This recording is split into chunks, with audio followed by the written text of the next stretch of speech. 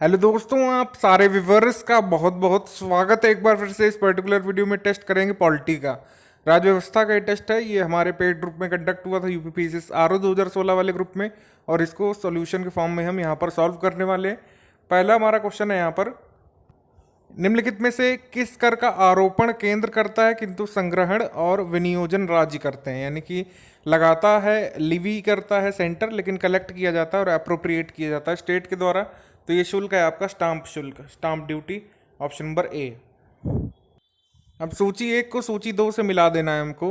और ये सूची वन सूची दो में है क्या चीज़ें हैं, भारत के संविधान के जो तत्व हैं, करेक्टरिस्टिक्स हैं, और हमने किस किस कंट्री के संविधान से उनको लिया है, ग्रहित किया है। तो पहले जो है आपका मूल अधिकार है, फिर शासन की संसदीय प्रणाली है, पार्लियामेंट्री सिस्टम ऑफ गवर्नमेंट, आपात उपबंध यानी कि इमरजेंसी प्रोविजंस, और आपका फिर है राज्य के नीति निर्देशक सिद्धांत। तो फंडामेंटल राइट हमने लिया है यूनाइटेड स्टेट्स से, और फिर हमने यूनाइटेड किंगडम से लिया पार्लियामेंट्री सिस्टम ऑफ गवर्नमेंट।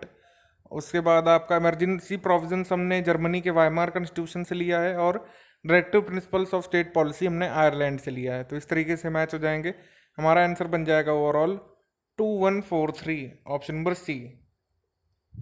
दल परिवर्तन विरोधी कानून को किस राज्य में 1979 में 1979 में ही अधिनियम बना दिया गया था? In which state was the anti defection law enacted in 1979? तो ये बनाया गया था 1979 में वेस्ट बंगाल में, ऑप्शन नंबर सी। भारत में समाचार पत्रों या फिर कह सकते हैं प्रेस का जो स्वातंत्र है यानी कि फ्रीडम है, वो किस में मेंशन है? संविधान के अनुच्छेद एक का में प्रत्याभूत अभिव्यक्ति के व्यापक स्वातंत्र में निहित है, यानी कि फ्रीडम ऑफ एक्सप्रेशन की जो ब्रॉडर मीनिंग है उसी में फ्रीडम ऑफ प्रेस जो है अपने आप ही समाहित हो जाता है। अलग से फ्रीडम ऑफ प्रेस ये वर्ड नहीं लिखा है कॉन्स्टिट्यूशन में, तो फ्रीडम ऑफ प्रेस जो है फ्रीडम ऑफ एक्सप्रेशन में ही समाहित हो जाता है। निम्नलिखित में से किनकी नियुक्ति भारत के राष्ट्रपति द्वारा की जाती है, ये बताना है। वित्त आयोग के अध्यक्ष की नियुक्ति राष्ट्रपति के द्वारा की जाती है, और चीफ मिनिस्टर जो है यूनियन टेरिटरी के जैसे दिल्ली की, उनकी जो नियुक्ति है वो भी की जाती है। ऑप्शन नंबर सी यहाँ पर होगा 1 और 3, ठीक है, ऑप्शन नंबर सी। आप हमको कमेंट करके बताइए कि डेप्यूटी चेयरपर्सन जो है नीति आयोग के, कौन इनको नियुक्त करता है? क्या कोई समिति बनाई जाती है? क्या उसका सृजन होता है? बताइए आप कमेंट करके। भारत के राज्यों के बीच सहयोग और समन्वय प्राप्त करने के लिए निम्नलिखित संस्थाओं में से कौन सी संविधानेतर और विधियेतर संस्थाएं हैं? ठीक है, यानी कि कोऑपरेशन कोऑर्डिनेशन स्टेट्स में अचीव करने के लिए कॉन्स्टिट्यूशनल और एक्स्ट्रा स्टैट्यूटरी ऑर्गेनाइजेशंस या इंस्टीट्यूशंस कौन सी सृजित की गई हैं, संविधानेतर और विधियेतर? तो ये है आपकी नेशनल डेवलपमेंट काउंसिल एनडीसी, और दूसरी है आपकी गवर्नर्स कॉन्फ्रेंस। ऑप्शन नंबर 1 और 2 यहाँ पर होगा। ये दोनों हैं आपकी एक्स्ट्रा स्टैट्यूटरी और एक्स्ट्रा लीगल। तो हमारे क्वेश्चन का आंसर हो जाएगा 1 और 2 ओनली, ए। क्योंकि इंटर स्टेट काउंसिल जो है ये आपकी नॉन परमानेंट कॉन्स्टिट्यूशनल होती हैं, और आपकी जोनल काउंसिल्स जो होती हैं ये आपकी स्टैट्यूटरी होती हैं बॉडीज़। तो ये दोनों जो है नहीं आएगा इसमें। एक्स्ट्रा स्टैट्यूटरी बॉडीज़ जो है यही दोनों होंगी। आंसर नंबर हमारा हो जाएगा ए, 1 और 2। पंचायती राज व्यवस्था में शासन प्रणाली की संरचना क्या है? शासन प्रणाली की संरचना है 3 टियर स्ट्रक्चर है सेल्फ गवर्नमेंट की, विलेज लेवल पर, ब्लॉक लेवल पर और डिस्ट्रिक्ट लेवल पर। ठीक है, जिन राज्यों में जनसंख्या 20 लाख से कम है वहां पर ब्लॉक लेवल पर होना जरूरी नहीं है। क्वेश्चन नंबर 8, भारतीय संसदीय प्रणाली ब्रिटिश संसदीय प्रणाली से इस बात पर भिन्न है? किस बात में भिन्न है इंडियन पार्लियामेंट्री सिस्टम और British parliamentary system? Judicial review वाले पॉइंट पर, ठीक है, system of judicial review, option number D. भारतीय संविधान में कोई संशोधन लाने का उपक्रमण किसके द्वारा किया जा सकता है? यानी इनिशिएशन। इनिशिएशन हो सकता है या तो लोकसभा में या तो राज्यसभा में। स्टेट लेजिस्लेचर्स को ये पावर नहीं है और प्रेसिडेंट को भी ये पावर नहीं है। ठीक है, हमारा आंसर हो जाएगा यहाँ पर 1 और 2 ओनली, डी। भारत का उच्चतम न्यायालय विधि या तथ्य के मामलों में राष्ट्रपति को परामर्श देता है जब जब राष्ट्रपति ऐसे परामर्श के लिए अनुरोध करते हैं। ठीक है, option number B, only when the president request for such consultation.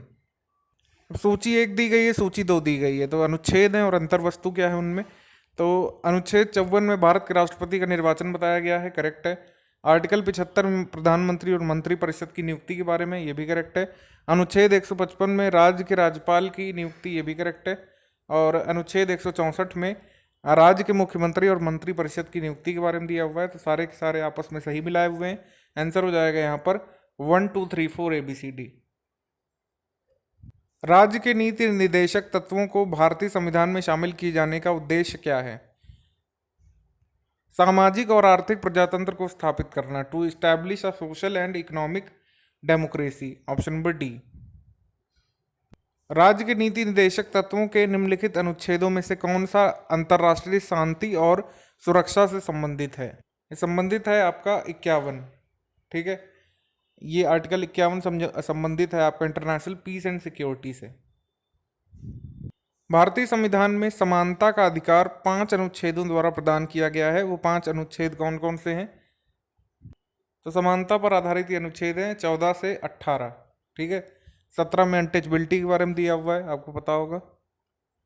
Article number 15, संविधान का 93वां संशोधन किससे संबंधित है? 6 से 14 वर्ष के बीच की आयु के बच्चों को निःशुल्क और अनिवार्य शिक्षा के लिए, ऑप्शन नंबर बी।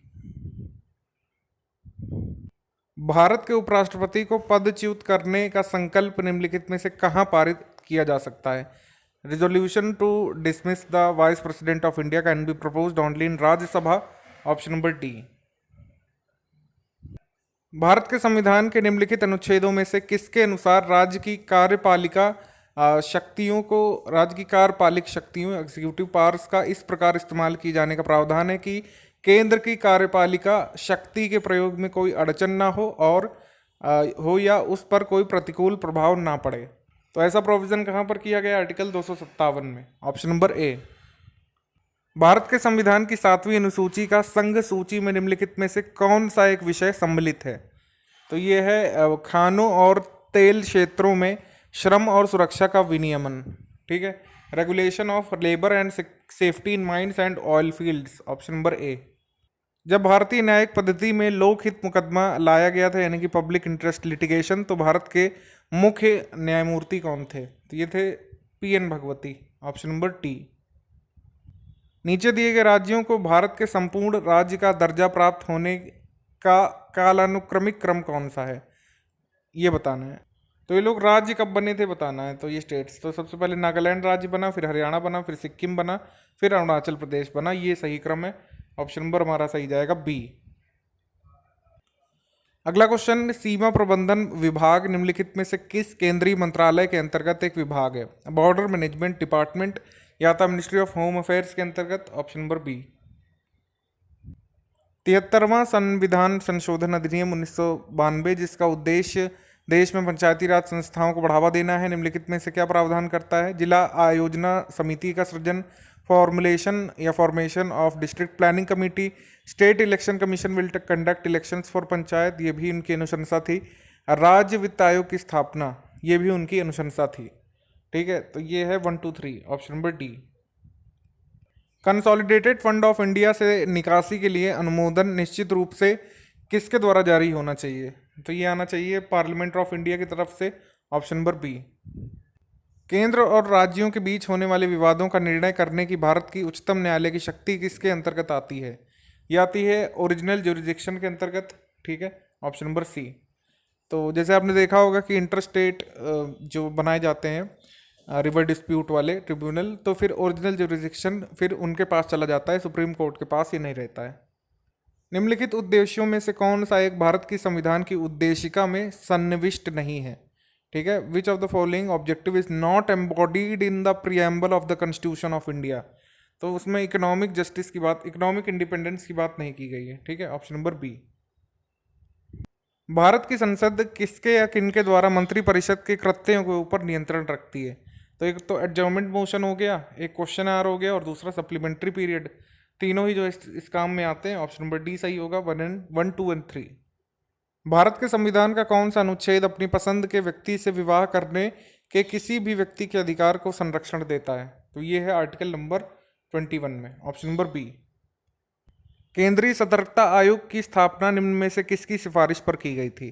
तो सेंट्रल विजिलेंस कमीशन अस्तित्व में आया था संथानम कमेटी की सिफारिशों पर, ऑप्शन नंबर डी। क्वेश्चन है कि ऑल इंडिया सर्विसेज के सदस्यों की टर्म्स एंड कंडीशंस जो है कौन डिटरमाइन करता है इनके मेंबर्स की? ऑब्वियसली इसका आंसर हो जाएगा भारतीय संसद, ऑप्शन नंबर सी। कौन कौन से स्टेटमेंट्स यहाँ पर सही है? राज्यसभा क्या रिजेक्ट कर सकता है मनी बिल को? बिल्कुल भी नहीं। ठीक है। और राज्यसभा क्या अमेंड कर सकता है मनी बिल को? इसमें भी बिल्कुल नहीं। तो आंसर हो जाएगा यहाँ पर 1 एंड 5। हमारे क्वेश्चन का आंसर हो गया सी। उसके अलावा लिखा हुआ कि राज्यसभा जो है रिकमेंडेशंस कर सकता है मनी बिल के लिए, ये सही है। राज्यसभा जो है रिजेक्ट नहीं कर सकता मनी बिल को, ये सही है। राज्यसभा को रिटर्न करना होता है लोकसभा को बिल विद इन 14 डेज। ठीक है। हमारे क्वेश्चन का आंसर यहाँ पर हो जाएगा सी। 1 एंड 5 ये दोनों जो है इनकरेक्ट है। ठीक है। निम्नलिखित में से किस अधिनियम द्वारा चुनाव सिद्धांत का सूत्रपात किया गया है? Which of the following act introduce the election principle? ये किया गया था इंडियन काउंसिल्स एक्ट 1892 के द्वारा। Option number B. निम्नलिखित में से कौन सा कथन वित्त आयोग के संदर्भ में सही नहीं है? इसका सृजन प्रति 5 वर्ष की समाप्ति पर होता है। करेक्ट है। ये करों से हुई प्राप्तियों को केंद्र और राज्यों में वितरण की अनुशंसा करता है, ये भी करेक्ट है बिल्कुल। उसके बाद है कि इसमें एक अध्यक्ष और 4 सदस्य होते हैं, ये भी करेक्ट है। इनकरेक्ट बच रहा है ओनली 4 वाला, इसकी एडवाइस जो है बाइंडिंग नहीं है गवर्नमेंट पर। ठीक है। इसमें लिखा है बाइंडिंग है, जबकि बाइंडिंग नहीं है। निम्नलिखित में से किस अधिनियम में प्रावधान किया गया था कि भारतीय गतिविधियों पर ब्रिटिश सरकार का सीधा नियंत्रण होगा? ये प्रावधान किया गया था पिट्स इंडिया एक्ट 1784 के थ्रू। Option number C. बंगाल का गवर्नर जनरल निम्नलिखित में से किस अधिनियम द्वारा भारत का गवर्नर जनरल बना? यह एक्ट था आपका charter act 1833। Option number D. राष्ट्रपति चुनाव की प्रक्रिया में मताधिकार का प्रयोग किनके द्वारा होता है? तो संसद और राज्य विधानमंडलों से चुने गए सदस्यों के द्वारा। ये क्या होगा? क्या by members of parliament and state legislatures होगा, by elected members of parliament and state legislatures, या फिर by elected members of Lok Sabha, Rajya Sabha and state legislative assemblies? तो इसका आंसर हो जाएगा आपका लोकसभा, राज्यसभा और स्टेट लेजिस्लेटिव असेंबलीज के द्वारा, मतलब इनके सदस्यों के द्वारा जो इलेक्टोरल कॉलेज बनता है उसमें लोग पार्टिसिपेट करते हैं। Option number D. अब 36 में सूची है, तृतीय सूची, नवीं सूची और चौथी सूची और 10वीं अनुसूची। इनमें क्या क्या है? अच्छा, इसमें खास बात ये है कि यहाँ पर 4 एंट्रीज हैं, ए, बी, सी और डी, और यहाँ पर जबकि 5 एंट्रीज हैं, तो ये थोड़ा सा और टफ कर देता है इसको। तो आइए इसको सॉल्व करना हम लोग शुरू करते हैं। पहला है थर्ड शेड्यूल में क्या दिया है? थर्ड शेड्यूल में दिया है फॉर्म्स ऑफ ओथ। ठीक है। उसके बाद पूछ रहा है कि आपका 9th शेड्यूल में क्या दिया है? लीगलाइजेशन ऑफ सर्टेन एक्ट्स, कुछ अधिनियमों का वैधीकरण। ठीक है। उसके बाद क्या है? उसके बाद है 4th शेड्यूल में क्या दिया हुआ है? ये दिया हुआ है disqualification on the basis of defection. ठीक है, ये दिया हुआ है। और फिर आपका 10th शेड्यूल में क्या दिया हुआ है? Article number 29। ठीक है। लैंग्वेजेस जो है ये 8वीं अनुसूची में दी हुई है और ये कहीं भी इस कॉलम में दिया नहीं हुआ है, तो ये अनयूज्ड रह जाएगा। हमारे क्वेश्चन का आंसर क्या हो जाएगा? 5312, ऑप्शन नंबर बी। अच्छा, यहाँ पर शायद मिसमैच हो गया है। हमारा 10th शेड्यूल में डिस्क्वालिफिकेशन दिया हुआ है। ठीक है। और आपका हम लोग कह सकते हैं कि आर्टिकल नंबर 29 दिया हुआ है 4th शेड्यूल में। ये थोड़ा आप देख लीजिएगा, इसमें मिसमैच हो गया, बाकी सब सही है। अगला क्वेश्चन है हमारा कि जिला न्यायाधीशों की नियुक्ति कौन करता है? ये करता है आपका राज्य का राज्यपाल, governor of the state. Option number D. निम्नलिखित में से किसी संविधान संशोधन अधिनियम में एक ही व्यक्ति को 2 या 2 से अधिक राज्यों का राज्यपाल बनाने संबंधी प्रावधान कहां पर किया गया है? ये किया गया है 7th अमेंडमेंट में। Option number B, 7th amendment. Question number 39 है कि किसी भी व्यक्ति के लिए पंचायत का सदस्य बनने के लिए न्यूनतम आयु निर्धारित है 25 वर्ष।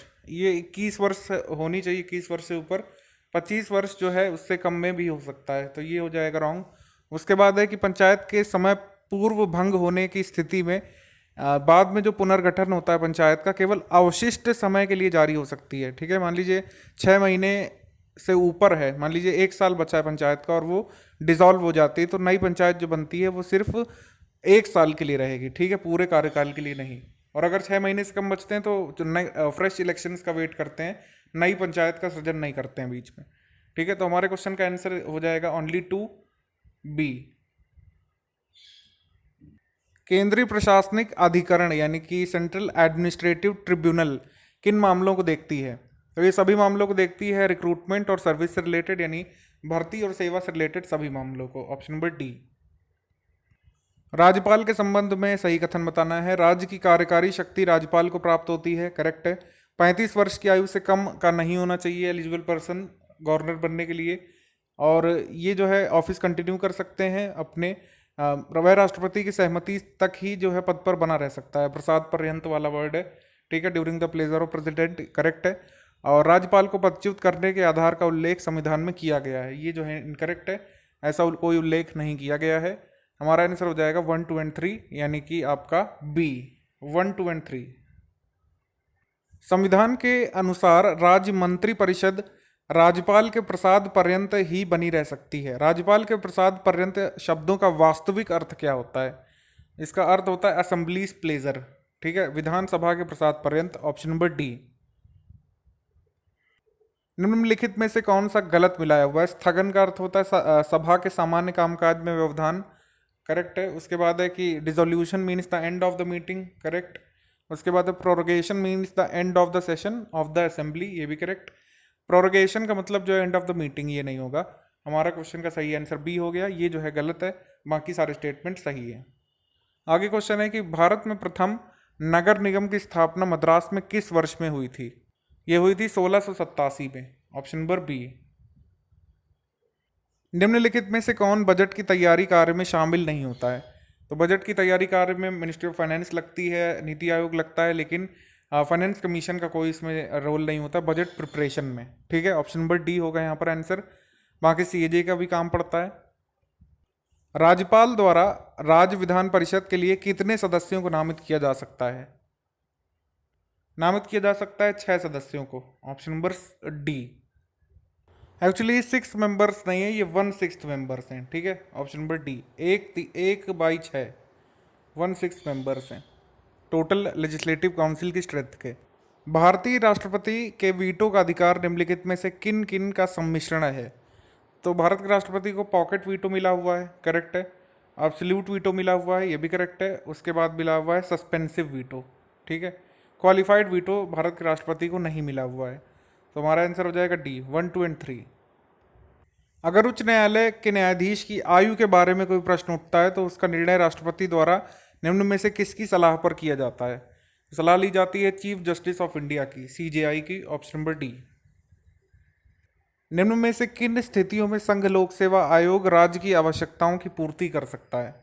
तो सबसे पहले तो राज्यपाल के अनुरोध पर, जिसको अपने राज्य में करवाना है वो अनुरोध करे राज्यपाल at the request of the governor of the concern state and with the approval of president, approval वो भी हो प्रेसिडेंट का। तो यूपीएससी जो है राज्य के काम आ सकती है 2 स्थितियों में। सी यहाँ पर आंसर सही होगा हमारा, 2 एंड 4। भारतीय संविधान के निम्न में से कौन से अनुच्छेद में बजट शब्द का उल्लेख किया गया है? एक्चुअली बजट मेंशन नहीं है, आज भी किसी भी जगह जो है बजट मेंशन नहीं है, ऑप्शन नंबर डी।